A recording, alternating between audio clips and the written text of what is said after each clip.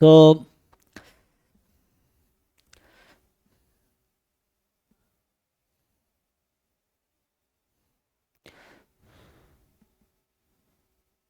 हाँ जी, बाकी जिनका रह गया देखो एक बार वापस।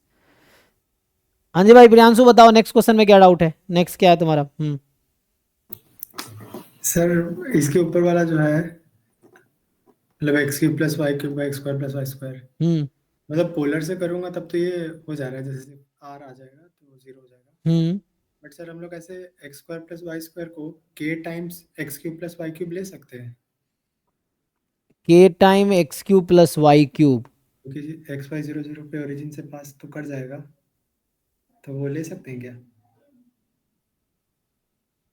तो उससे क्या बनेगा? चलो मान लो तुमने ले लिया तो क्या आया? तो सर वन बाई के हो जाएगा, तो फिर मतलब डिपेंड ऑन के कर जाएगा ना, तो तुम क्या चेक करना, कंटिन्यूटी चेक करना चाह रहे हो?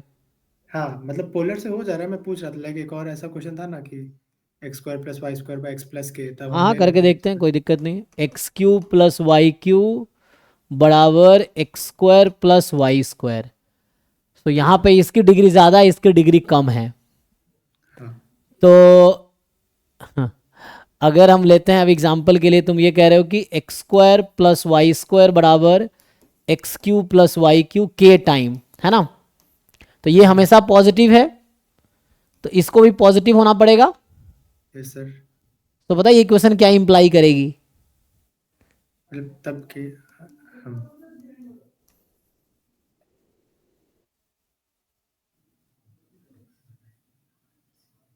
एक particular solution.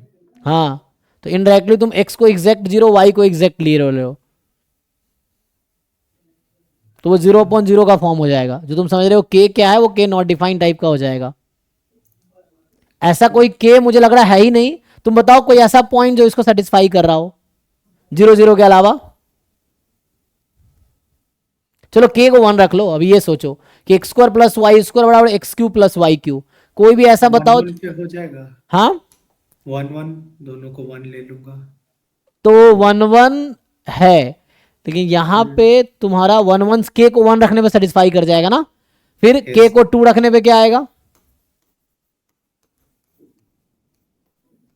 X cube plus Y cube. ऐसा कर लो जो ओरिजिन से पास कर रही है ना, तो ओरिजिन से पास कर रही है।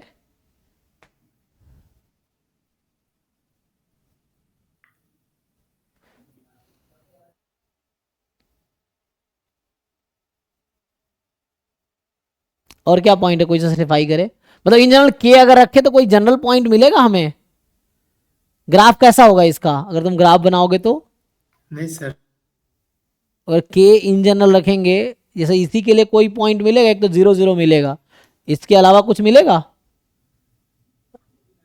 नहीं मतलब ये सारे पॉइंट इसमें आ नहीं रहे हैं, नहीं ऐसा तो नहीं होगा। फंक्शन वैलिड नहीं है क्या? नहीं, वही कह रहा हूं, फंक्शन वैलिड तब होगा जब कोई कर्व हो जो कि आर टू आर हो, मतलब पूरे आर स्क्वायर को मैप कर रहा हो ना। तो यहां पे यस क्या होगा, इस फंक्शन का जो तुम डिफाइन कर रहे हो ना, ये डोमेन रेस्ट्रिक्टेड हो जाएगा तुम्हारा। इसमें सिर्फ एक्स वाई को 0, मतलब डोमेन ना सिर्फ 0 0 होगा ओनली। इन जनरल के किसी भी के लिए बात करोगे तो इसलिए ये वैलिड वो नहीं है। जैसे y बराबर एम एक्स लेते हैं हाँ। ना, तो वो तो यस मुझे सर। पता है कि ये वाला कर्व है एम, है ना? तो ये फैमिली मतलब ऑफ स्ट्रेट लाइन कर्व्स, में घूम हाँ। जाएगा। तो ये फैमिली ऑफ कर्व्स है, तो इसमें पूरे हाँ। आर इसका डोमेन है, पूरे आर स्क्वायर इसका डोमेन है एक्चुअली। हर एक्स के लिए तुम्हें कोई ना कोई वाई मिलेगा, है ना? जैसे यहाँ पे एक्स को 1 रख दिया तो वाई क्या मिलेगा जरा देखो, के रखने के बाद के टर्म में। सो एक्स को 1 रख दोगे ना तो उससे नहीं मिलेगा तुम्हें, ये वैलिड फंक्शन नहीं है ना? तो बेटर होता पोलर फॉर्म लो। पोलर फॉर्म लोगे तो क्या आएगा कि उससे तुम्हें समझ आ ही गया ना कि आर क्यूब है और आर हाँ स्क्वायर है, कट के आर 0 हो गया। तो एट द एंड तो वो हाँ। जीरो जीरो के नेबरहुड में कोई पॉइंट लेंगे ना, तो ये आंसर 0 ही आएगी क्योंकि न्यूमरेटर डोमिनेटिंग है। तो जो हाँ तुम एग्जाम्पल ले रहे थे उसमें भी वो रिस्ट्रिक्ट हो जाएगा, है ना? वैसा नहीं होगा। तो सर मैं एक और भेजा हूँ, इसमें हम लोग कैसे कर दे रहे हैं लाइक, एक और आपको भेजा है क्वेश्चन, देखिए।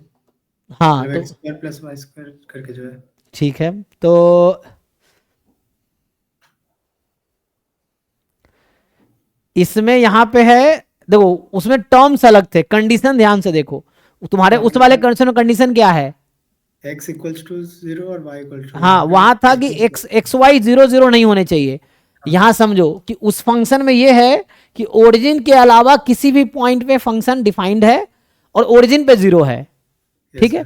यहां पे दूसरा कंडीशन है, यहां पे है कि ये जो लाइन तुम्हारा है एक्स प्लस वाई जीरो, मतलब ये जो लाइन है इस पूरे लाइन पे फंक्शन जीरो है तुम्हारा, यस सर, और इस लाइन के अलावा कोई पॉइंट लोगे तो फंक्शन क्या है, X square plus Y square by X plus Y. तो मैं इसको भी पोलर फॉर्म से ही कर देता हूं ताकि दोनों क्वेश्चन तुम्हें एक जैसे समझ आ जाएगा क्या हो रहा है। तुमने इसको पोलर फॉर्म से किया, इस क्वेश्चन को भी पोलर फॉर्म से ही समझो, क्यों नॉट। हाँ पोलर से तो हो जा रहा है, मतलब वो r by sine theta plus cos theta आएगा ना, हाँ, तो डिपेंड कर जाएगा कि नीचे 0 हो सकता है एक बार।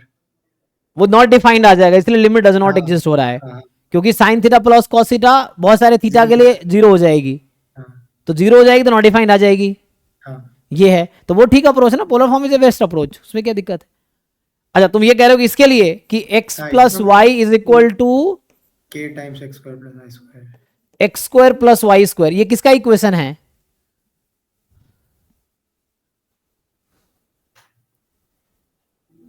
एक्स प्लस वाई जीरो नहीं होना चाहिए, है ना, तो इसलिए हमने ये कंडीशन लिया कि X plus Y should not be zero, और तुम्हारा वहां कंडीशन था एक्स वाई नॉन जीरो ना, यस तो sir, X Y non zero के लिए बोल लेना है तुम्हें, लेकिन तुम्हारा उस केस में एक्स वाई जीरो जीरो ही आ जाएगा।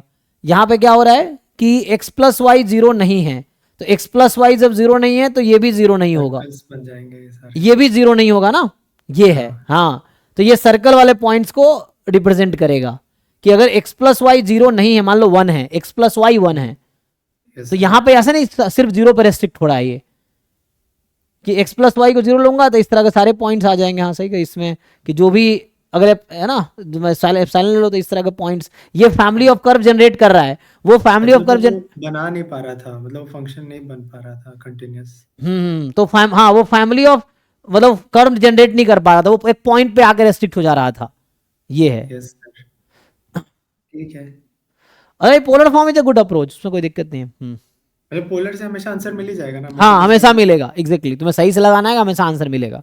जैसे इस क्वेश्चन में नीचे साइन प्लस कॉस हो गया, तो R into R upon sine plus cos example के लिए है, तो ये नहीं कि जीरो हो जाएगा, क्योंकि नीचे डिनोमिनेटर भी जीरो है तो नॉट डिफाइन कर देगा उसको, तो आर पुट करने से पहले ही वो नॉट डिफाइंड हो जाएगा, आर टेंस टू जीरो लगाने से पहले ही नॉट डिफाइंड हो जाएगा, तो इसीलिए वो डज नॉट एग्जिस्ट लिमिट आ जाएगी, क्योंकि limit should be unique for any value of theta, ये चीज है। तो for some theta limit will not exist, तो लिमिट डज नॉट एग्जिस्ट, ये चीज है। ठीक है नेक्स्ट बताओ। तो और एक ये वाला देखिए, जो मतलब जैसे फंक्शन हम लोग को दो पार्ट करके दे देते हैं ना, हम्म x square sine one by x, और ये हम्म तो हम लोग जब वो फर्स्ट प्रिंसिपल मेथड से निकालते हैं, हम्म तो वो तो उस पॉइंट पे डेरिवेटिव का वैल्यू देता है ना, वो तो बस। हाँ एक पर्टिकुलर पॉइंट पे डेरिवेटिव वैल्यू देता है, हाँ।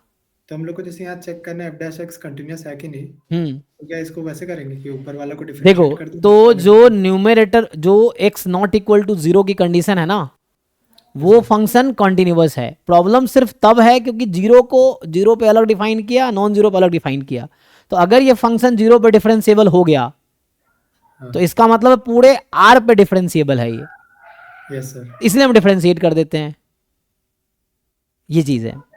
हाँ तो नॉर्मली डिफरेंशिएट करते, अगर जीरो पे डिफरेंशिएबल हो गया तो सिंपली उस वाले पार्ट का डिफरेंशिएशन प्रोडक्ट रूल से होगा और दूसरा वाला पार्ट जीरो ही रहेगा, यहां डिफरेंशिएट कर लो प्रोडक्ट रूल से, फिर जो फंक्शन आया उसकी कॉन्टिन्यूटी चेक करो, डिफरेंशिएबिलिटी चेक करो, अगर ये डिफरेंशिएबल है जीरो पे तब फिर डबल डेरिवेटिव निकाल पाओगे, अगर डिफरेंशिएबल नहीं होगा तो जीरो पे डेरिवेटिव ही नहीं निकाल पाओगे, नॉन जीरो पॉइंट पे पहले से ही डिफरेंशिएबल है क्वेश्चन, ये है।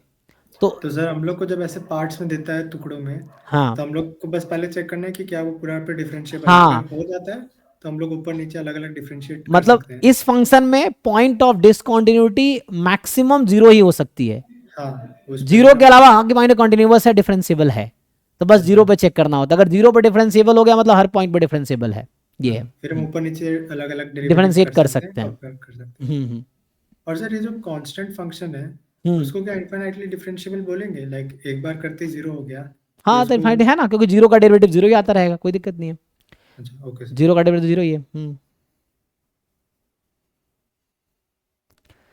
ठीक है जी, किनका रह गया? हाँ जी विनीत, क्या बताओ तो इसमें क्या है? तो